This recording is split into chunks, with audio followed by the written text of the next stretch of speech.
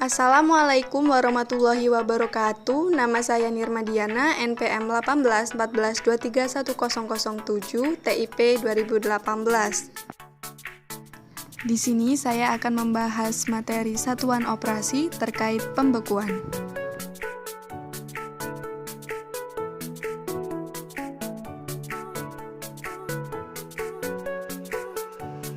Pembekuan merupakan suatu cara pengawetan bahan pangan dengan cara membekukan bahan pada suhu di bawah titik beku pangan tersebut.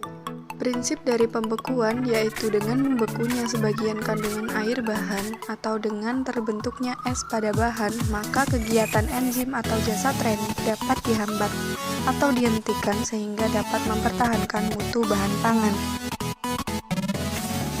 Selain itu, pembekuan bertujuan sebagai pengawetan, penyimpanan bahan pangan yang rentan rusak sebelum didistribusikan, mempertahankan mutu produk pangan, dan memperpanjang daya simpan produk pangan.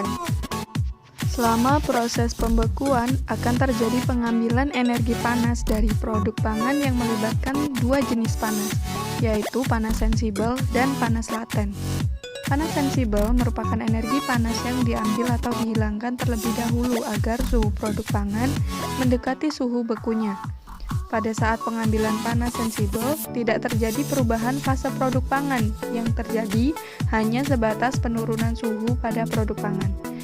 Adapun penghilangan panas laten akan menyebabkan terjadinya penurunan suhu produk pangan sampai di bawah titik bekunya, dan kandungan air di dalam produk pangan mengalami perubahan fase.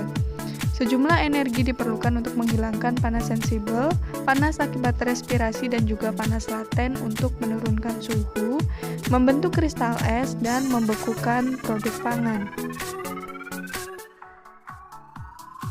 Mekanisme terjadinya proses pembekuan.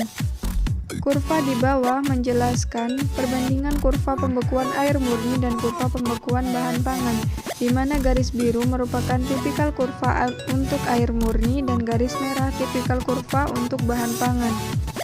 Dari kurva tersebut diketahui TF yaitu waktu pembekuan, TFB titik beku air murni, TFF titik beku produk pangan, dan TM suhu medium pembekuan. Proses pembekuan produk dimulai dengan terjadinya supercooling, yang untuk beberapa proses pembekuan produk pangan bisa terjadi sampai sekitar 10 derajat Celcius di bawah titik beku. Setelah terjadi supercooling, proses pembekuan air menjadi es terus terjadi pada titik bekunya. Namun, selama proses pembekuan, sebagian diilustrasikan pada garis CD yang menurun. Terjadi penurunan titik beku produk yang disebabkan karena adanya peningkatan konsentrasi padatan pada fraksi produk yang belum beku. Proses ini terus berlangsung sampai sebagian besar air pada produk pangan telah berubah menjadi es. Proses ini akan terhenti ketika padatan atau komponen pangan menjadi super jenuh dan mulai mengkristal. Panas laten kristalisasi dilepas dan suhu mulai meningkat pada garis DE, mencapai suhu eutektik dari padatan tersebut. Pada saat garis EF, proses kristalisasi air dan padatan terus berlanjut. Total waktu TF yang diperlukan untuk bergerak dari C ke F sering disebut sebagai daerah freezing plateau, ditentukan oleh seberapa cepat laju pengambilan panas. Selanjutnya, garis FG suhu produk yang merupakan campuran es dan air, terus menurun mendekati suhu pembeku TM. Faktor yang mempengaruhi laju pembekuan. Yang pertama, ukuran dan bentuk produk yang akan dibekukan, di mana semakin besar ukuran produk, maka akan semakin lambat proses pembekuannya. Yang kedua, konduktivitas panas produk yang dibekukan. Yang ketiga, luas permukaan produk yang dibekukan sebagai media pindah panas. Yang keempat, koefisien pindah panas di permukaan produk yang dibekukan dan medium pembeku. Yang kelima, beda suhu antara produk yang dibekukan dengan medium pembeku. Pembekuan berdasarkan kecepatannya dibagi menjadi dua. Yang pertama, pembekuan lambat atau slow freezing, yang membekukan suatu bahan dengan laju pergerakan permukaan beku sekitar 0,2 cm per jam. Contoh dari pembekuan lambat yaitu still air freezers atau pembeku udara diam, dan pembeku untuk menyimpan dingin termasuk dalam kelompok pembeku lambat. Yang kedua adalah pembekuan cepat. Pembekuan cepat dikelompokkan menjadi tiga, yaitu yang pertama quick freezing dengan laju pergerakan permukaan beku sekitar 0,5 sampai 3 cm per jam. Quick freezing bisa dilakukan dengan menggunakan air blast dan flip freezer. Kemudian yang kedua, rapid freezing dengan laju pergerakan permukaan beku sekitar 5 sampai 10 cm per jam. Rapid freezing bisa dicapai dengan menggunakan fluidized bed freezing. Dan yang terakhir, ultra rapid freezing dengan laju pergerakan permukaan beku sekitar 10 sampai 100 cm per jam yang umumnya terjadi pada pembeku kriogenik. Jenis-jenis freezer atau pembeku secara umum. Yang pertama, pembeku mekanik atau mechanical refrigerators yang bekerja berdasarkan mekanisme evaporasi dan kompresi refrigeran dalam suatu siklus yang kontinu sehingga bisa mendinginkan udara, cair, ataupun permukaan tersentuh yang akan digunakan untuk mengambil panas dari bahan pangan yang dibekukan. Yang kedua, pembeku kriogenik atau cryogenic freezer bekerja dengan menggunakan karbon dioksida, nitrogen cair atau freon cair, dan secara langsung kontak dengan bagian pangan yang dibekukan.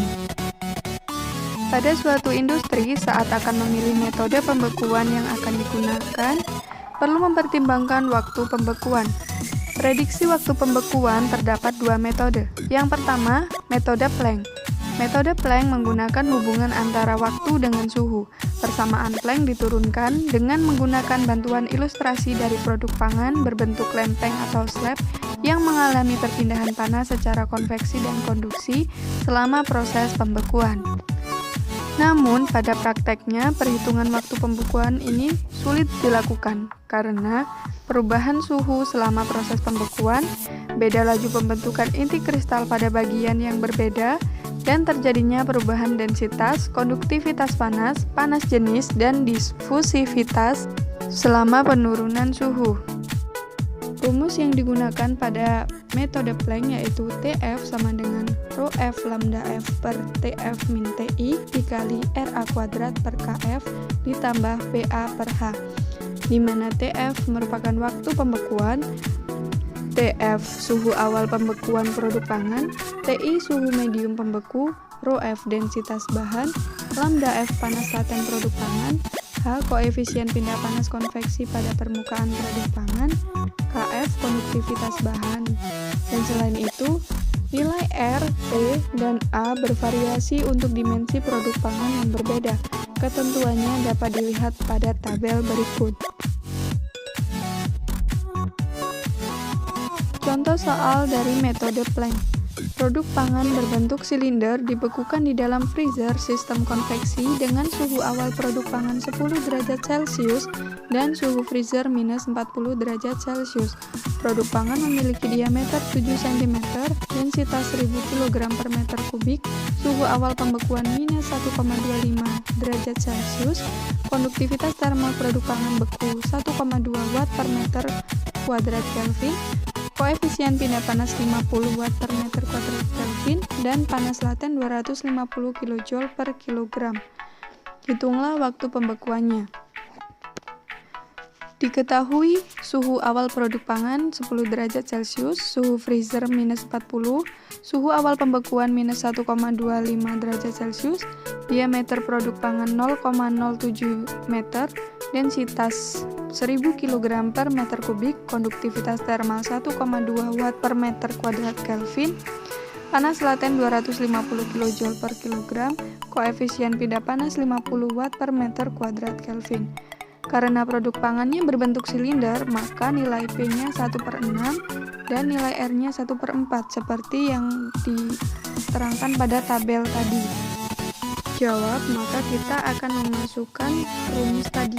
TF sama dengan rho F lambda F per TF min TI dikali RA kuadrat per KF ditambah PA per H. Langsung saja dimasukkan. TF sama dengan nilai dari rho F adalah 1000 kg per meter kubik dikali lambda F 250 kJ per kilogram per TF-nya min 1,25 derajat Celcius dikurang TI-nya min 40 derajat Celcius.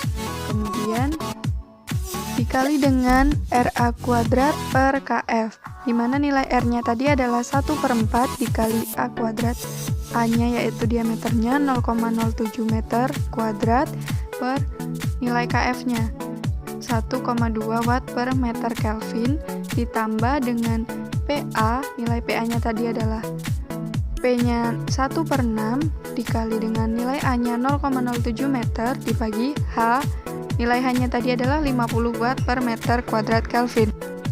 Maka hasilnya menjadi 6,452 dikali 10 pangkat 3 kJ per meter kubik derajat Celcius dikali 2,33 kali 10 pangkat min 4 meter kubik Kelvin per watt ditambah 1,021 kali 10 pangkat min 3 meter kubik Kelvin per watt sama dengan 8,1 kJ per watt atau 2,25 jam.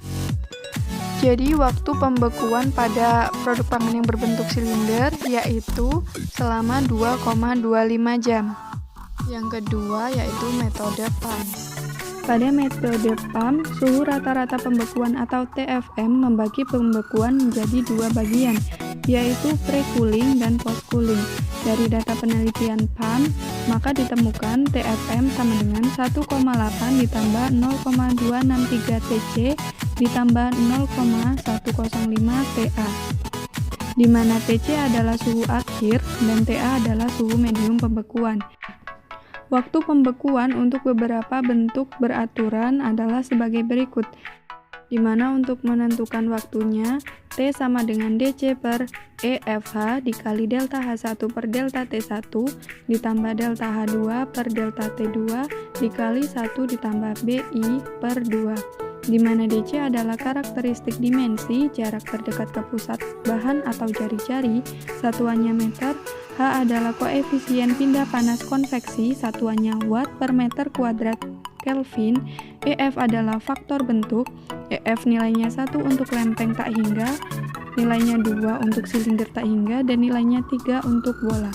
BI adalah angka Biot. Delta H1 adalah perubahan entalpi secara volumetrik untuk periode pre-cooling dan satuannya Joule per meter kubik. Untuk mencari delta H1 digunakan rumus Rho U CU dikali TI min TFM, di mana CU adalah panas spesifik untuk bahan yang tak terbekukan, satuannya Joule per kilogram Kelvin.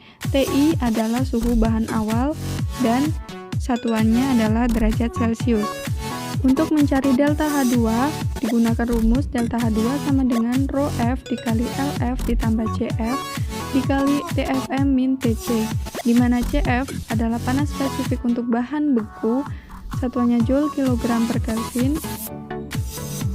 LF panas laten pembekuan, satuannya Joule per kilogram, dan RF massa jenis bahan beku. Selanjutnya untuk mencari gradien suhu, delta T1 dan delta T2 diperoleh dari delta T1 sama dengan TI plus TFM per 2 dikurang TA. Kemudian delta T2 sama dengan TFM min TA. Studi kasus terkait pembekuan.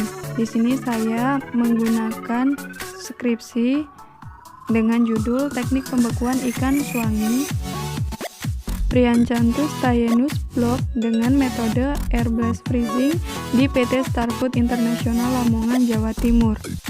Pendahuluan, ikan suangi ternyata memiliki potensi sebagai komoditas ekspor dan bersifat komersil. Saat ini ikan suangi dipasarkan dalam bentuk ikan segar dan ikan suangi yang dikeringkan. Ikan merupakan bahan pangan yang mudah rusak atau membusuk karena kandungan air dalam tubuh ikan yang tinggi, yaitu 80% dan pH tubuh ikan yang mendekati netral. Untuk menambah variasi dari ikan suwangi dan juga untuk menambah daya simpan dari ikan suwangi dapat dilakukan dengan pengawetan suhu rendah untuk menghambat dan menghentikan aktivitas zat-zat dan mikroorganisme perusak. Pembekuan ikan suwangi dilakukan dengan mesin air blast freezer dan menggunakan bahan amoniak yang dialirkan dari ruang teknisi ke plate ABF. Proses pembekuan ini dilakukan selama 6-8 jam. Pembahasan prinsip kerja dari air blast freezer adalah udara beku bersuhu sangat rendah ditiupkan melalui gulungan pipa evaporator ke permukaan produk ikan oleh kipas yang mengedarkan ulang udara beku tersebut selama proses pembekuan berlangsung. Panas dari ikan dan ruangan pembeku serta penghantaran panas ke gulungan evaporator yang refrigerannya bersuhu beberapa derajat Celcius lebih rendah dari alat pembeku dilakukan oleh edaran ulang udara pembeku tersebut. Selanjutnya, produk ikan suwangi dikeluarkan dari kamar beku untuk disimpan dalam cold storage. Hasilnya, ikan suwangi yang dibekukan menggunakan metode air blast freezing dapat menghambat pertumbuhan mikroorganisme dan enzim-enzim yang dapat menyebabkan pembusukan pada ikan. Sekian yang dapat saya sampaikan, kurang lebih mohon maaf. Wassalamualaikum warahmatullahi wabarakatuh.